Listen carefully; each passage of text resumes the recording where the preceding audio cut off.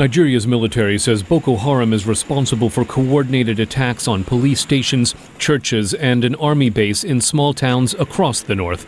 The militants say they're fighting to create a Sharia-based nation in the north and do not recognize the authority of the federal government. Boko Haram claims responsibility for the late August bombing of United Nations headquarters in Abuja that killed 23 people.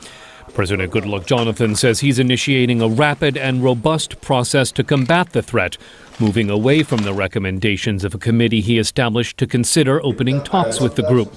BORNO State Senator Mohammed Ndume was on that committee. He says the Boko Haram threat cannot be solved militarily.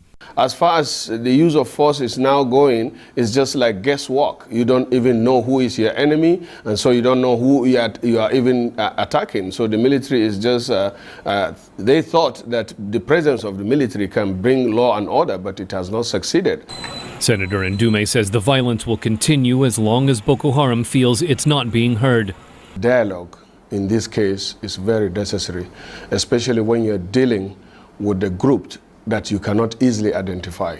So first we say there should be initiation of dialogue, first to identify the leadership of that group, two, to know what they want, and then see if there is possibility of negotiation, because we know historically that insurgents cannot be solved by force.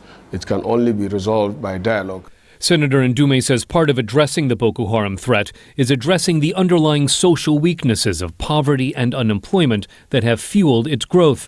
Photographer John Oku says there are long-standing grievances in the north. The agitation has been there all along, just like the Niger Delta. They have been there protesting, agitating. Nothing, government will not do anything about it until they took to violence.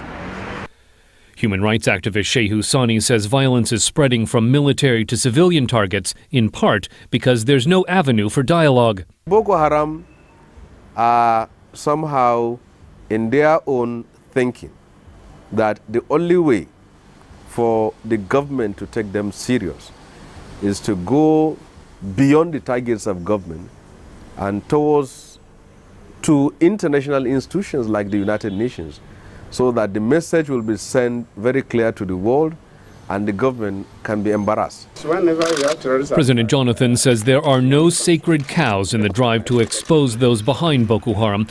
Economist Prince Ohini believes the group's backers include northern politicians opposed to Nigeria's southern president. This group we are talking about is masterminded by the political powers, those are in powers. They sponsor these children, give them gun to fight for their political interests. University of Abuja sociology professor Abubakar Umar Kari agrees politicians may be involved, saying the violence could be an outgrowth of the intense contest for power in Nigeria. So it is possible that some fifth columnists or some disgruntled politicians or people who have an axe to grind with the present government who want to unleash terror and havoc on the nation and hide behind the Boko Haram people, because they are the people who always are associated with violence. President Jonathan's trying to minimize any economic impact of the continuing violence by telling business leaders that Boko Haram is a temporary setback, and anyone who fails to invest in Nigeria because of the threat will come to regret it. Scott Stearns, VOA News, Abuja.